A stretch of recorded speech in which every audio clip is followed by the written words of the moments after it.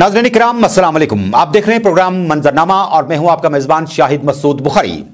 नाज़रीन इकराम, बिल आखिर आपके वोटों के हवाले से जो आपके अमानतदार हैं, यानी कि डीडीसी वो कैंडिडेट जो हाल ही में चुन के आए, आज उन अमानतदारों ने इस अमानत के हवाले से हलफ बर्दारियों में हिस्सा लिया और इस तरह से जम्मू कश्मीर के अंदर वो सभी चुनिंदा डीडीसी अराकीन अब मुकम्मल तरीके पर आईन के हुकूक के अंदर न सिर्फ अब आप लोगों की तामीर और तरक्की के जामिन बन गए, बल्कि अब उन पर जिम्मेदारियों की बहुत बड़ी एक ऐसी होड़ भी लगेगी जिसको लेकर के बड़ी चीजें देखने को मिलेगी। बहरकैफ नाज़रीन इकराम, आपको बताते हैं कि शहर श्रीनगर के अंदर सबसे बड़ी तकरीब जो हलफ बर्दारी की थी वो SKICC में मुनक्किद हुई, जहां डिविजनल कमिश्नर PK पोले की मौजूदगी में डिप्टी कमिश्नर श्रीनगर ने चुनिंदा मेंबरान को हलफ दिलवाया और इस तरीके से उन्होंने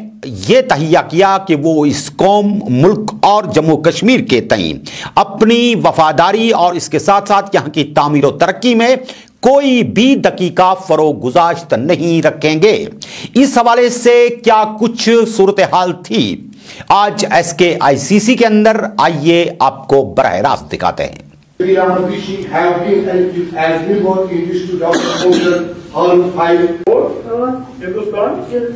की तामीर को बरकरार मुझे सौंपी जा रही है को बखूबी और खुशखूबी तामीर को बरकरार रखूंगा।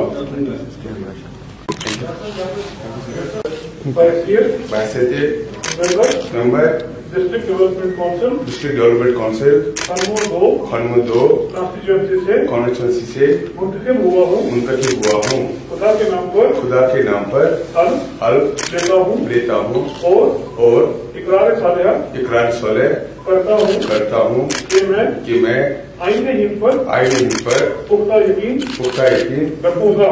खुदा के नाम पर हल्फ देती हूँ।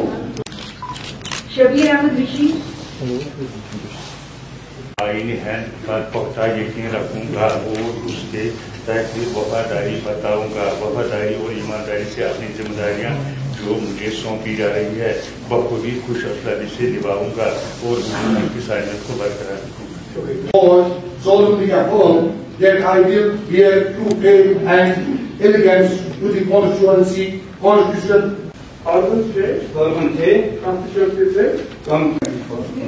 हुई हूँ। खुदा के नाम पर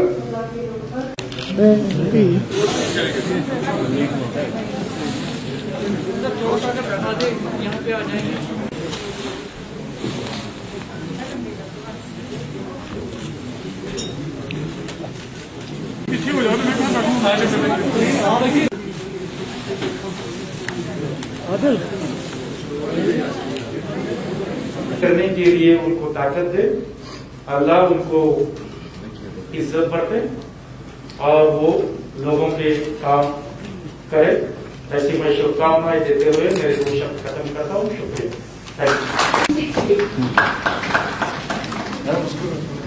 डिस्ट्रिक्ट डेवलपमेंट काउंसिल्स, जिनको दूसरे स्टेट्स में जिला परिषद या जनपद परिषद कहते हैं, इंडिया के सभी स्टेट्स में डिस्ट्रिक्ट डेवलपमेंट काउंसिल्स वजूद में है और उनके जो मेंबरान हैं वो डायरेक्टली चुने जाते हैं, इनडायरेक्टली नहीं। वो डायरेक्टली चुने जाते हैं पिछले 50-60 सालों से। यहाँ जो है इवन हमारे एक्ट में लिखा था, लेकिन उसमें इनडायरेक्ट तरीकाकार था। जो 73rd अमेंडमेंट है कॉन्स्टिट्यूशन की, वो पहली बार यहाँ अमल में आ रही है। तो 8 फेजेस में जो इलेक्शंस हुआ उसके लिए काफ़ी तैयारी करनी पड़ी, सिक्योरिटी की, मैन पावर की, लॉजिस्टिक्स की, इवन उसमें स्नोबाउंड एरियाज़ भी थे। अल्लाह का भी हमारे ऊपर ये रही, अपना निगहबानी रही, स्नोफॉल नहीं हुआ, जिससे चलते जो है हम जो स्नोबाउंड एरियाज़ है कुपवाड़ा के जैसे तंगदार, करना, केरन, मिचेल, गुरेज, तुलेल वैसे एरिया में भी वो इलेक्शन करवाने में उतनी डिफ़िकल्टीज़ नहीं गई। लोगों ने भी भरसक इसमें हिस्सा लिया। औसतन तौर पर 32% के करीब जो है ये वोटिंग हुई है। इवन कुछ एक एरियाज़ में, बांदीपुर जैसे एरियाज़ में तो 70% तक वोटिंग गई है। इवन ठंडी का मौसम होने के बावजूद भी इतना डिफ़िकल्टीज़ के बावजूद लोगों ने वोटिंग की। जी हां नाज़रीन इकराम, श्रीनगर की तरह जिला बारामूला की अगर बात करें तो वहां पर भी डीडीसी के अरकान ने हलफ बर्दारी में हिस्सा लिया और इस तरीके से चुनिंदा नुमाइंदे अब बाज़ाब्ता तौर पर हलफ लेने के बाद कोशिश करेंगे कि वो अपने अपने इलाकों के हवाले से तामीर और तरक्की की नई मंजिलों को छूने के लिए और अवामी मसाइल हल करने के लिए काम करें। जिला बारामूला के अंदर आपको मालूम होगा कि वहां के डिप्टी कमिश्नर जो हैं वो हलफ बर्दारी के दौरान मौजूद रहे और उन्होंने नुमाइंदों को हलफ दिलवाया। क्या कुछ बारामूला की सूरत हाल थी, आइए मुलाहजा फरमाइए।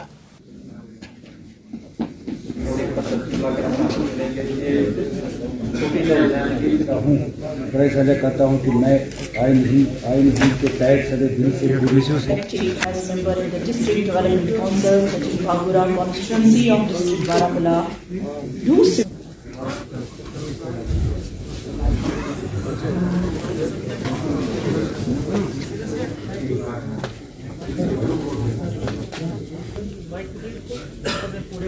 बस थोड़ा सा हम जगह बना लेंगे that I will be a true faith and allegiance to the Constitution of India as by law established. Mask अपने उतार एक फोटोग्राफ।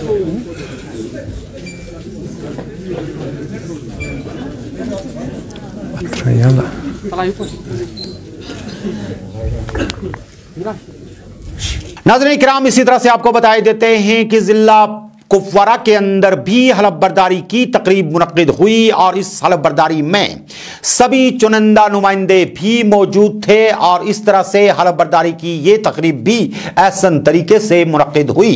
सूरत हाल क्या थी आपको आशना कराते हैं।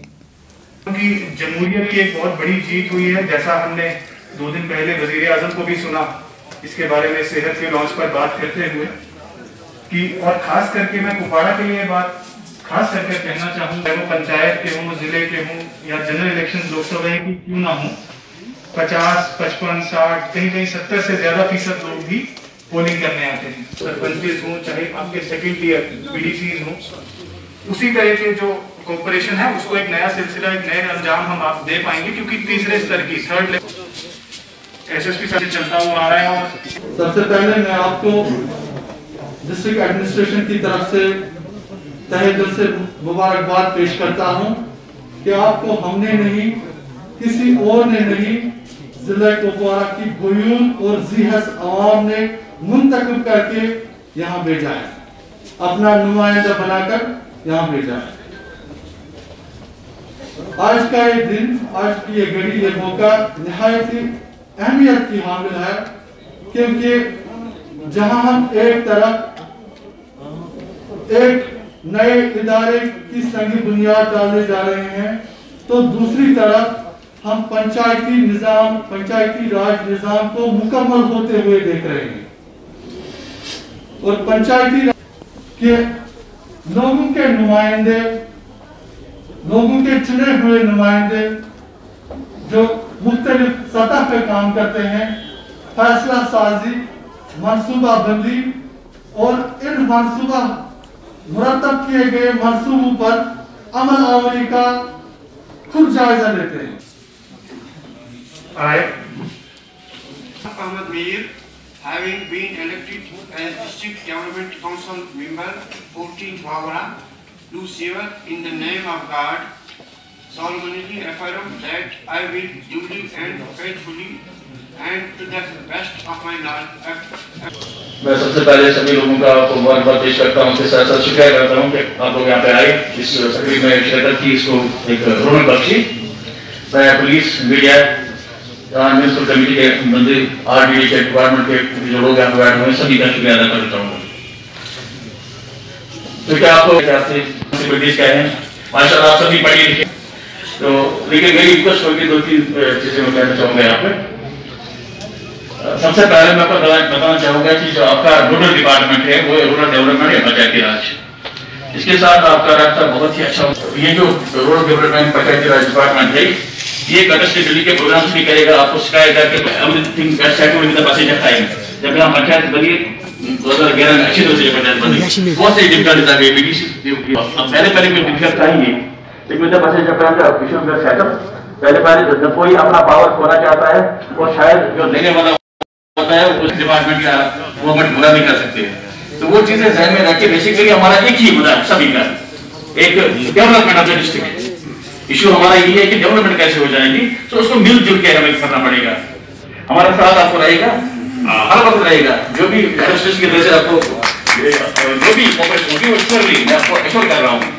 सिर्फ बड़ा पुलिस की तरफ से सभी नए डीडीसी मेंबर्स और हमारा जो एडमिनिस्ट्रेशन के जो सीनियर ऑफिसर्स यहाँ पर मौजूद हैं उन सबको मैं आदाब नमस्कार अपना पेश करता हूँ।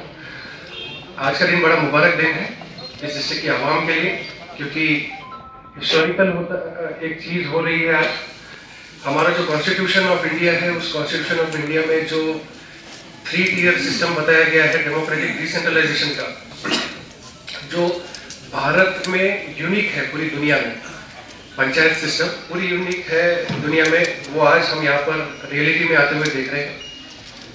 मुझे पूरा यकीन है कि आने वाले दिनों में हम इस सिस्टम को एक अच्छी नींव पकड़ते हुए देखेंगे, एक अच्छी मजबूती इसको हासिल करते हुए देखेंगे। आज का हमारा ये जो डिस्ट्रिक्ट का काउंसिल है, इस काउंसिल को देख के एक बात का मुझे पूरा यकीन है, पूरा सुकून भी है, समाधान है इसमें कि इस काउंसिल में यंगस्टर्स की एनर्जी भी है और वेटरन्स का गाइडेंस और एक्सपीरियंस भी इस काउंसिल को मिलता रहेगा। पॉलिटिकल लीडरशिप नए तरह की पॉलिटिकल लीडरशिप है। मैं देख पा रहा हूँ कि इसमें ग्रेजुएट्स, एडवोकेट्स ही मुझे लगता है इसमें 4 हमारे काउंसिल में मेंबर्स हैं जो कानून को जानते हैं, कॉन्स्टिट्यूशनल स्कीम को समझते हैं। अपने वर्किंग में मुझे पता है कि आने वाले दिनों में आप लोग कॉन्स्टिट्यूशनलिज्म को अपनाएंगे, अपनी सारी एक्शंस को, अपने सारे डिसीजंस को कॉन्स्टिट्यूशन के अनुसार गवर्न करेंगे। इस काउंसिल के कोई प्रेसिडेंट्स नहीं है, इस काउंसिल को कैसे चलना चाहिए, क्या पुराने लोगों ने छोड़ कर गए हैं, ऐसा कुछ भी इस काउंसिल के सामने नहीं है। तो एक तरह से एक बड़े पायनियरिंग स्टेज में ये काउंसिल है। इस काउंसिल को खुद अपने स्टैंडर्ड्स रखने पड़ेंगे, डेमोक्रेसी को और डेमोक्रेटिक डिसीजन मेकिंग को अपनाना पड़ेगा, इसको प्रैक्टिस में कैसे लाया जाता है वो दिखाना पड़ेगा। और सारी जो कुपवाड़ा की आवाम है, कुपवाड़ा और हंदवाड़ा दोनों मिलाकर यहाँ की आवाम जो है आप लोगों को देख रही है, उनकी नुमाइंदगी करने का आप लोगों को मौका मिला है। ऊपर वाले ने आप लोगों को एक बहुत ही अच्छा एक अपॉर्चुनिटी दिया हुआ है कि अपनी कौम की, अपने समाज की सेवा करें। मैं कुपवाड़ा पुलिस की तरफ से आपको मुबारकबाद देता हूँ और आपको एक एश्योरेंस देता हूँ कि आपको कुपवाड़ा पुलिस की तरफ से हर मोड़ पर आपको सपोर्ट मिलेगा। आपके डेवलपमेंटल प्रोसेस हो, आपके कोई भी इश्यू कहीं पर भी रहने दीजिए। आज आप इलेक्टेड मेंबर्स हैं, इलेक्टेड मेंबर्स के सामने मुलाजिमों को ज्यादा भाषण नहीं देना चाहिए एक्चुअली, क्योंकि अब वो रिलेशन जो है वो एक बदल चुका है। I welcome you all to this house, to a new system. अब आप लोग बालिग हैं और हम लोग आपके एम्प्लॉइज हैं। मैं आप लोगों को एश्योरेंस देता हूँ कि आप लोग इसी रिलेशन को जो है आगे रियलिटी में आते हुए देखेंगे। Thank you. नाज़रीन किराम, जिला अनंतनाग की अगर बात करते हैं तो वहां पर भी तकरीब जो थी काफी ही जोश व खरोश के बीच में मुनक्किद हुई और इस तरह से जिला तरक्याती कमिश्नर अनंतनाग ने सभी नुमाइंदों को हलफ दिलवाया और इस मौके पर उन्होंने भी बात की। क्या कुछ कहते हैं, आइए आपको दिखाते हैं।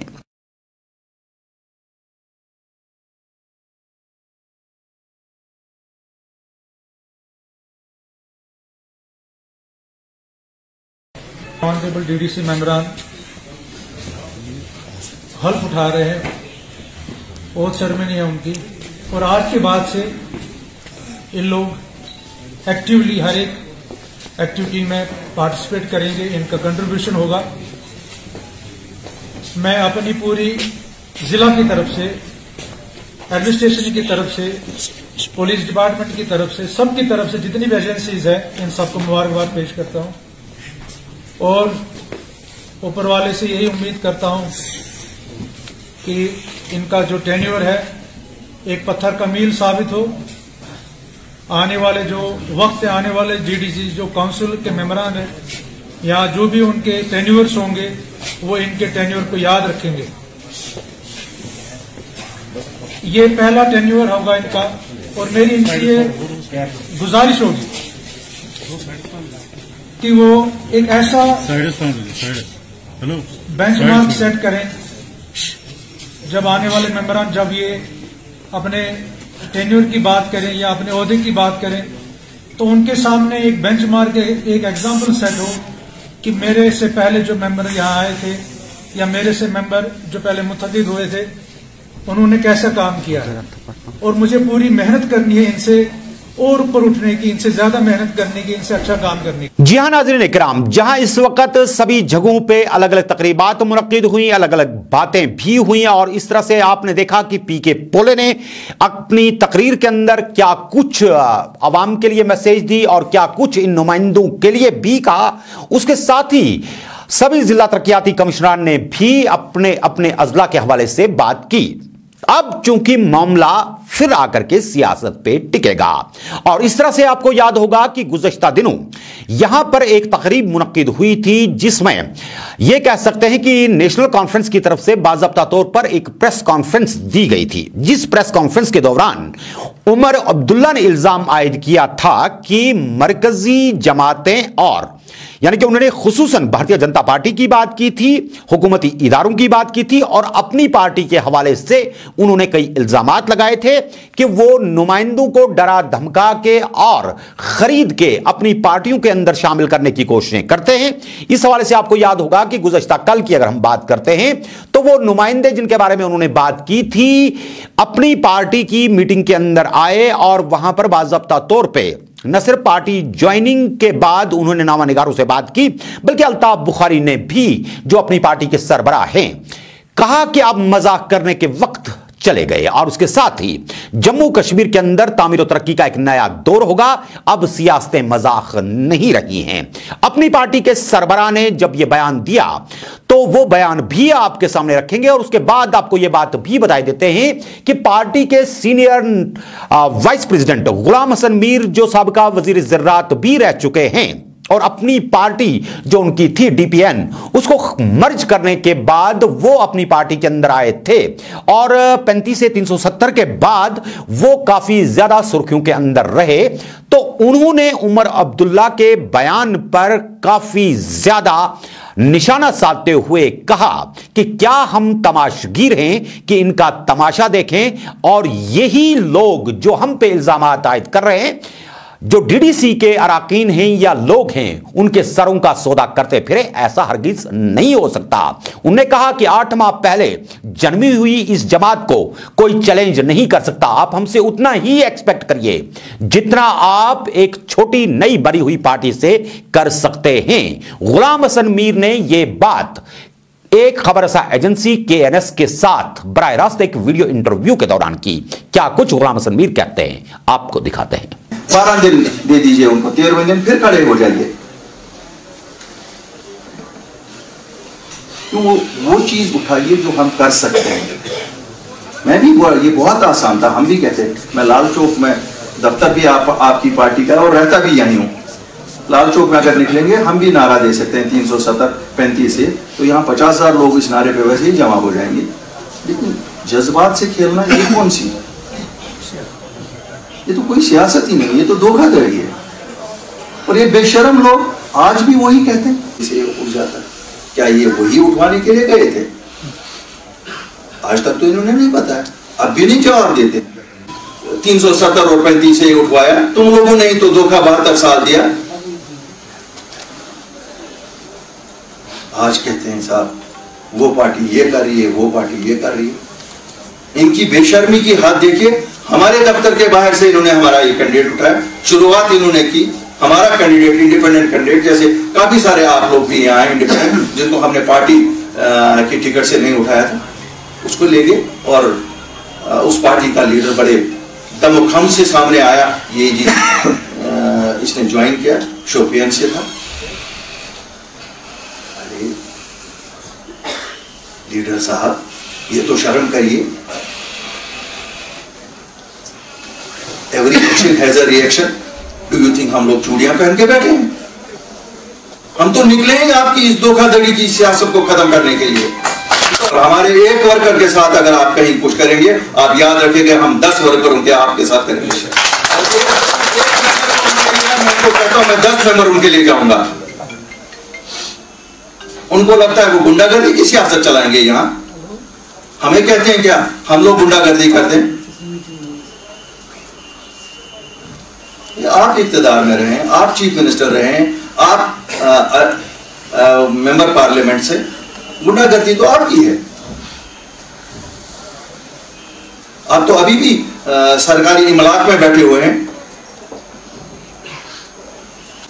मैं उनको मुबारकबाद देने के साथ साथ एक नसीहत भी करना चाहता हूं। ये उसकी मिल्कियत है, वो जीत के आए हैं, बल्कि वो उन पर छापा डालकर उनको वर्गलाना चाहते हैं। हम भी यहाँ से ताकत रखते हैं, हम उनकी मजमून कार्रवाइयों का भरपूर मुकाबला करेंगे। अगर गलत तौर पर कोई डिटेन हुआ हो तो हम उसकी मजम्मत करते हैं। लेकिन कल मैंने सुना सुंबल से किसी को गिरफ्तार किया है, तो फिर मैंने किसी से पूछा, उसने जो मुझे उसके मुतालिक बताया, इलेक्शन में उसने मुनाफरत के कौन तकारीर किए थे। अगर कानून हरकत में आए तो इसका हम क्या करें? यही जो इन पे छापे पड़ते हैं ईडीआई के, क्या इनके पास जवाज़त है? ये गलत है। अगर गलत है हम उसके साथ हैं, हम भी इसके खिलाफ इनके साथ सफारा हो गए अगर गलत कहीं पे इनके खिलाफ होते। अगर ये मुलविस है तो ये क्यों कहते हैं कि हमारे खिलाफ इंतकामगिरी है? ये साफ तौर से साफ करें कि हम ये गलत इल्ज़ामात हैं। अगर गलत इल्ज़ामात होंगे हम भी इनका सपोर्ट करेंगे। अगर इल्ज़ामात दुरुस्त हैं तो ये चलाना क्यों? हमने तो खुद अपने इलेक्शंस में ये दोहराया। ये देखो इस नवजायद बच्चे ने क्या करना है। डेवलपमेंटल प्रोसेस, पॉलिटिकल प्रोसेस जो एक सियासी पार्टी करती है वो करेगी। जो ये पुरानी पार्टियां कर न सकी हम वो कर दिखाएंगे। वो इस तरह बताएंगे आर्टिकल 370 ख़त्म हुआ, आर्टिकल 35A हुआ, हमारे नौजवानों को सरेराह छोड़ा था। ये चूंकि इनके पास और रोजगार का कोई जरिया ना था गवर्नमेंट जॉब्स के सिवा।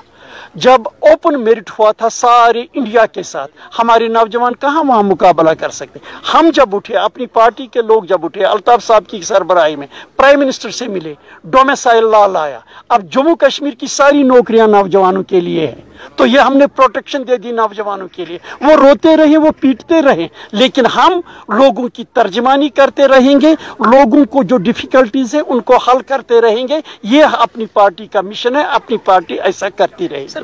शायद आप ये सियासत में कुछ बातें इम्प्लाइडली की जाती हैं। जब हमने इलेक्शन के दौरान ये कहा था कि ये 8 महीने की पार्टी है, that means we are giving the message हमारी लिमिटेड स्कोप है। जी हां नाज़रीन इकराम, जहां गुलाम हसन मीर ने इस तरह के इल्जाम आयद किए, वहीं दूसरी तरफ नाज़रीन इकराम आपको यह बात भी बताए देते हैं कि बारामुल्ला में आज जब डीडीसी अराकीन की हलफ बर्दारी हुई तो वहां उन मेंबरान की हलफ बर्दारी के हाशिए पे कुछ डीडीसी चुनिंदा मेंबरान भी बोले, जिनमें बहुत ज्यादा जाने माने और सीनियर सियासतदान और कांग्रेस के एक वक्त के ये कह सकते हैं कि एक कद्दावर लीडर ताज मुहिउद्दीन की बात करते हैं, जिन्होंने खुद डीडीसी इंतखाबात में हिस्सा लिया था। आज मरकज पर कई इल्जामात लगा दिए और इस तरह से कहा कि बिना फंड्स के तरक्कियां मुमकिन नहीं हो सकती हैं। उन्होंने यह भी कहा कि कुछ इलाकों के नाम जानबूझ के बदले जा रहे हैं ताकि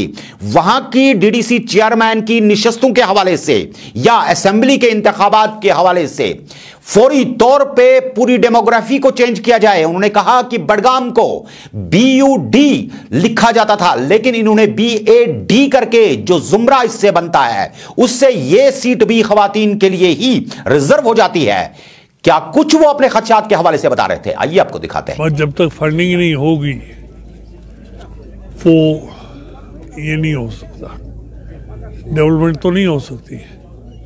सबसे बड़ी बात जो है वो फंडिंग की। ये अजीब सी बात हुई है, अभी तक सुना नहीं था मैंने। अभी तक हम बडगाम का जो स्पेलिंग थे BUD बडगाम था हमेशा। आज इन्होंने BAD बडगाम कर दिया, यानी ये सीट भी रिजर्व हो जाएगी। सबसे बड़ी बात ये है कि स्पेलिंग बदलने से रिजर्वेशन बदल रही है और वो मैटर करता है। तो इस पर कांग्रेस का क्या रोल रहेगा, जैसे कि आपका कहना है? जब बडगाम के स्पेलिंग BUD थे, आज BAD कैसे होंगे? से हो सकती है भाई, पैसे से काम होता है, नगद नारायण से। नगद नारायण ही नहीं होगा तो पैसा कैसे? हवा में थोड़ी लोगों को धोखा दिया जाता था, आप हमें वोट दो फिर हम आपके काम करें। देखिए, अब मैं तो नहीं कह सकता, अब जब काउंसिल में बैठेंगे फिर देखेंगे कि कितना पैसा है जो बांटना है। जब पैसा ही नहीं होगा तो बांटेंगे क्या? तो ताज साहब, लोगों ने आपको इसलिए वोट दिया ताकि डेवलपमेंट हो। आपका तो अब मैं घर से पैसा तो नहीं लगाऊंगा ना, पैसा तो आना है ना गवर्नमेंट ऑफ इंडिया। जी हाँ नाज़रीन, ये तो थे ताज मोहिउद्दीन कांग्रेस के नेता जो बात कर रहे थे। इसके साथ साथ आपको बताते हैं कि इसी तकरीब के हाशिए पर इरफान हफीज लोन, जो सीनियर टीवी डिबेटर भी रहे हैं, एडवोकेट भी हैं और 35 से 370 की भी बड़ी वकालत करते हैं, उन्होंने भी अपने कई खदशात के हवाले से बात की और कहा कि यह वोट उन्हें तामीर और तरक्की के हवाले से जरूर मिला है, लेकिन हमें बेसिक मुद्दे से भी पीछे नहीं हटना होगा। क्या कुछ बात कर रहे थे, आपको दिखाते हैं। समझते हैं कि ये जो मैंडेट है ये डेवलपमेंट के लिए तो है, इसमें कोई दो राय नहीं है, लेकिन डेवलपमेंट के साथ साथ यहाँ के अवाम ने, जम्मू कश्मीर के अवाम ने इस बात को इजहार किया है कि जो 5 अगस्त का फैसला था वो जम्मू कश्मीर के अवाम को कबूल नहीं है। जिस तरीके से हमारा स्टेट बाइफरकेट किया गया, जिस तरीके से स्टेटहुड लिया गया, जिस तरीके से जम्मू कश्मीर का आइन छीना गया और 370-35A, आप देखिए, किसी से भी पूछिए, जम्मू कश्मीर लद्दाख सारे लोग उस फैसले के खिलाफ है। और जो आज का इलेक्शन था, कानूनी तौर अगर आप देखें पंचायती राज एक्ट में है, ये डेवलपमेंट ओरिएंटेड है, इसमें कोई दो राय नहीं है। लेकिन लोगों ने, हमने लोगों से कहा और लोग भी इस राय के थे कि डेवलपमेंट के साथ साथ इस आवाज़ को भी लोगों ने साथ दिया कि जो 5 अगस्त का फैसला था वो जम्मू कश्मीर के अवाम को कबूल नहीं है। और हम उम्मीद करते हैं कि सारे लोग मिलजुल के हर मुमकिन कोशिश करेंगे डेवलपमेंट के लिए, लेकिन उसके साथ साथ हर मुमकिन कोशिश इस चीज़ के लिए भी होगी, कानूनी सतह पे भी और पॉलिटिकल लेवल पे भी, अवामी सतह पे भी, कि जो हमसे 5 अगस्त को लिया गया, जो 5 अगस्त से पहले हमारे पास पोजीशन थी, उसको बहाल किया जाए। मैं मानता हूं कि जमहूरियत का सिर्फ ये माने नहीं है कि आप इलेक्शन करें, जमहूरियत का वसी माने है। और हिंदुस्तान में जो आप जमहूरियत की बात करते तो उसमें हमें हक बनता है कि जो 70 साल हिंदुस्तान के आइन में कोई चीज़ रही, अगर उसे लिया गया जबकि यहाँ की असम्बली वजूद में नहीं थी,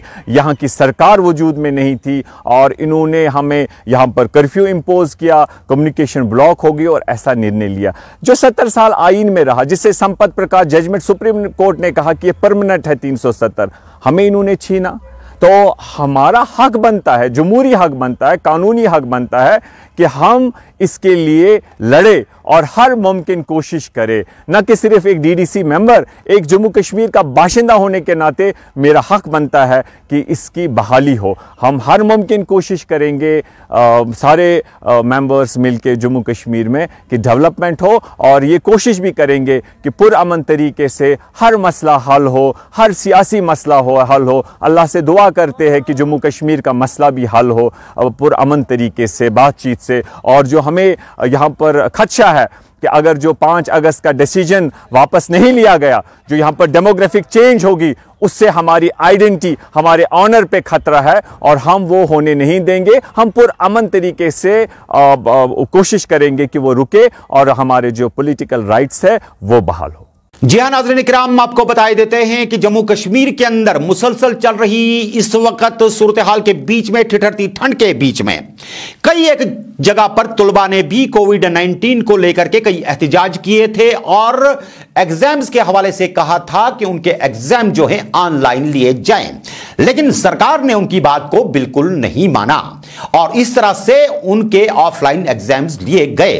लेकिन एडमिनिस्ट्रेशन की तरफ से उन्हें अपने अपने कॉलेज के अंदर यह बात बताई गई थी कि इम्तिहानात उनके उस अंदाज में लिए जाएंगे कि बच्चों ने ऑनलाइन जितना पढ़ा होगा उसी हवाले से उनके पर्चे भी उन्हें दिए जाएंगे ताकि उन्हें वो आसानी से हल भी कर सके और अपने निसाब को जितना उन्होंने पढ़ा है उसके हवाले से जवाबात भी लिख सकें। लेकिन आज भी प्रेस कॉलोनी के अंदर कई स्टूडेंट्स रोनुमा हुए जिन्होंने इल्जाम आयद किया कि उनसे जो वादे किए गए थे वफा नहीं हुए और इस तरह से जो पर्चे उनके हाथ में थमा दिए गए उनमें एक ही सवाल के अंदर ABCDEF का कॉलम लगा दिया गया और इस तरीके से एक ही सवाल के अंदर 6 सवाल भर दिए गए और वही हल करने के हवाले से उन्हें रियायतों की भी बात की जाती है, जो कतई तौर पे इंसाफ नहीं हो सकता क्योंकि इतने छोटे वक्त के अंदर इतने बड़े सवालात के जवाब दिए ही नहीं जा सकते। और इस तरह से उनके साथ दगाबाजी हुई। उन्होंने हुकूमत से मुतालबा किया कि फौरी तौर पर ऐसे तुलबा के री एग्जाम्स किए जाएं इस पर्चे के हिसाब से, क्योंकि निसाब के अंदर जो चीजें दिखाई गई हैं पर्चे बिल्कुल हटके आए हैं। क्या कुछ ये बच्चे कह रहे थे आपको दिखाते हैं। 2017 बैच हमारा जो एग्जाम था हमें बोला गया आपको 50% पेपर करना होगा, लेकिन यहाँ हर क्वेश्चन में हमें फर्दर 6-7 पार्ट्स रखे गए हैं जो कि हाफ टाइम में करना पॉसिबल नहीं है। ये पेपर 3 आवर्स में भी कंप्लीट नहीं हो सकता है हमसे। ये बहुत ज़्यादा लेंथी पेपर है, इसलिए हम डिमांड करें हमारा री एग्ज़ाम हो और जैसे कि बाकी कॉलेज में ऑनलाइन एग्ज़ाम हुआ या ऑब्जेक्टिव टाइप एग्ज़ाम हो गया, हमारे साथ भी ऐसा ही हो। गए उन्होंने बोला आपका पेपर अच्छा होगा, आप पहला पेपर दो, आप देखो वो बहुत ज़्यादा अच्छा होगा, आप लोग इजीली कर पाओगे, लेकिन ऐसा नहीं हुआ। प्रिंसिपल बहुत कम रिस्पॉन्ड करता है हमारे मेल्स का। ऑलरेडी उनको बोला था कि आपने पेपर हाफ किया है लेकिन टाइम डबल किया है और उसके बाद आप लोगों ने हर क्वेश्चन को कंबाइन किया है। हर क्वेश्चन हमारा 28 मार्क्स का है, तो हमसे ये पॉसिबल नहीं है कि हम आपकी डिमांड क्या है? रिप्लाई नहीं किया हमें। हमारी यही डिमांड है कि री एग्जाम हो और अगर ऑनलाइन पढ़ाया तो इतना डिस्क्रिप्टिव पेपर ऐसा कैसे कर सकते हैं, पर हो ऑनलाइन हो। जी हाँ नाज़रीन इकराम, आपको बताए देते हैं कि इन मौज़ूआत के साथ ही आज के शुमारे को तो समेटने की कोशिश करेंगे, लेकिन आपको बताए देते हैं कि कल के प्रोग्राम में कोशिश करेंगे कि खित्ता पीर पंचाल से भी अपने नुमाइंदे से बात करें और देखें कि वहां राजौरी पुंछ और खित्ता पीर पंचाल के अंदर क्या कुछ सूरत हाल रही, DDCs के हवाले से लोग क्या कुछ कहते हैं, नए लीडरान के हवाले से, और इसके साथ ही दीगर अजला के बारे में भी बात होगी। आप अपना बहुत बहुत ख्याल रखिएगा। इंशाल्लाह नए अपडेट्स के साथ फिर होंगे हाजिर खिदमत। अपने दोस्त शाहिद बुखारी को दीजिए इजाजत। खुदा हाफिज़ नासिर।